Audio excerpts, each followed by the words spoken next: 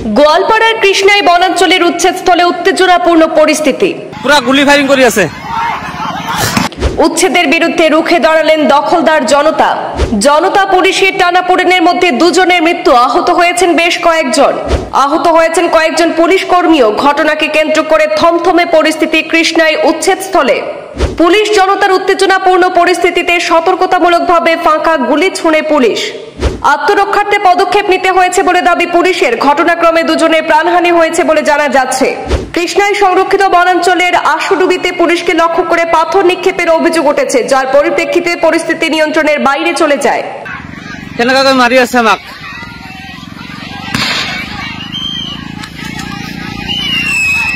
গোয়ালপাড়ার Paikan reserve ফরেস্টে Assam police এবং বন বিভাগের নেতৃত্বে উচ্ছেদ অভিযান ঘিরে সহিংসতার সূত্রপাত ঘটেছে। এতে দুজন নিহত হয়েছেন বলে জানা যাচ্ছে এবং বেশ কয়েকজন আহতও হয়েছেন বলে জানা গেছে। বনভূমি অবৈধভাবে জবরদখল করে বসবাসকারী বিশাল সংখ্যক জনতা উচ্ছেদকারী দলের অভিযানে বাধা দিয়ে রীতিমতো প্রতিরোধ গড়ে তুললে পরিস্থিতি খারাপের দিকে যেতে থাকে। পুলিশকে লক্ষ্য করে পাথর ছোড়া হয় বলে প্রাথমিক অবস্থায় শূন্যে গুলি ছুঁড়ে পরিস্থিতি নিয়ন্ত্রণের প্রচেষ্টা চালায় পুলিশ এবং নিরাপত্তা রক্ষীরা। সূত্র মতে জনতার মধ্য থেকে কেউ পুলিশ কর্মীদের উপর আক্রমণ করে অভিযান থামানোর চেষ্টা করলে উত্তেজনা ছড়িয়ে পড়ে। জবাবে পুলিশ জনতাকে ছত্রভঙ্গ করতে সেখানে শূন্যে গুলি চালায়, যার ফলে দুজনের এখনো পর্যন্ত নিহত হওয়ার খবর পাওয়া যাচ্ছে। সূত্রে জানা গেছে নিহত ব্যক্তিরা সাকওয়ার হোসেন এবং কুতুবুদ্দিন শেখ, এমনটাই জানা যাচ্ছে। সূত্রের দাবি যে তারা দুজন নিহত হয়েছেন। পুলিশ জানিয়েছে উচ্ছেদ দল আক্রমণের শিকার হওয়ার পর সেখানে আত্মরক্ষার জন্যই পুলিশ গুলি চালাতে বাধ্য হয়েছে এবং শূন্যে গুলি ছুঁড়ে সেই পরিস্থিতি থামানোর চেষ্টা করেছে বলে পুলিশ দাবি করেছে।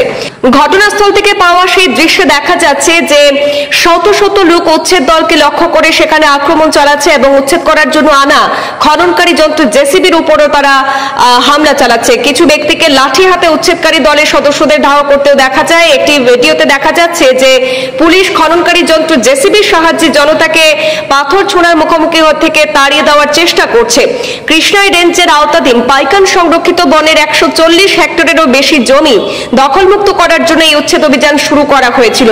বিদ্যাপাড়া এবং বেতবাড়ির ব্যাপক দখল করা এলাকাগুলিতে বছরের পর বছর ধরে বৈধ অনুমতি ছাড়াই বসবাসকারী অসংখ্য পরিবার সেখানে রয়েছে বলে জানা গেছে। প্রকৃত কর্তৃপক্ষ তারা জানিয়েছে যে গত কয়েকদিন ধরে নাকি অভিযানের জন্য প্রস্তুতি নিচ্ছিল। তারা দাবি করছে যে বন কর্মকর্তা এবং পুলিশের যৌথ দল নাকি টহল বৃদ্ধি করে এবং লাউডস্পিকারের মাধ্যমে বারবার জনসাধারণের কাছে ঘোষণা দিয়ে বাসিন্দাদের চূড়ান্ত সময়সীমার আগে শান্তিপূর্ণভাবে এলাকা ছেড়ে যাওয়ার আহ্বান জানিয়েছিল বলে তারা দাবি করছে। পাইকান সংরক্ষিত বন যা মোট 711 হেক্টর জুড়ে বিস্তৃত, 140 হেক্টরেরও বেশি জমি দখলের অভিযোগ রয়েছে। এদিকে এই গোটা ঘটনাকে কেন্দ্র করে সেখানে এক থমথমে পরিস্থিতি বিরাজ করছে। সেখানে পরিস্থিতি স্বাভাবিক রাখার চেষ্টার জন্য মোতায়েন করা হয়েছে ব্ল্যাক কমান্ডো সহ শত শত পুলিশ কর্মী। পুলিশের উপর আক্রমণের এই ঘটনাকে কেন্দ্র করে ইতিমধ্যে মুখ্যমন্ত্রীর নির্দেশে অ্যাকশনও শুরু করে দিয়েছে পুলিশ, এমনটাও কিন্তু খবর পাওয়া যাচ্ছে।